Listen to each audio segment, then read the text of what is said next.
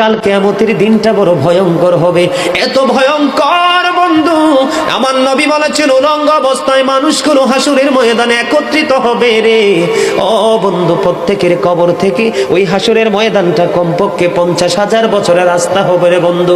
এই জন্য নবী যখন মেরাজের রজনীতে বোরাক দেখেছিল, আমার নবীকে আল্লাহ দাওয়াত দিয়েছে, বোরাক দেখে আমার নবী এত ক্রন্দন করেছিল, মনে হয়েছিল যেন আমার নবীর চক্ষু মুবারক দুইটা ঝর্ণা হয়ে গেছে। এই যুবক, কাল কিয়ামতের দিন ঘাম এত ঘামবে রে, কেউ মাজা পর্যন্ত, কেউ নাভি পর্যন্ত, কেউ বা আবার পুরো শরীর বন্ধ ঘামের নিচে ডুবে থাকবে, আবার মাথার মগজ টকবক টকবক করে উতরাইতে থাকবে রে। আল্লাহ বলেছেন লা ইয়ামুতু, people will not die that day, সেদিন মানুষ আর মরতে পারবে না। আল্লাহ বলেছেন ফিহা ওয়ালা ইয়াহইয়া, people will not be able to live that day, মানুষ সেদিন বাঁচতেও পারবে না।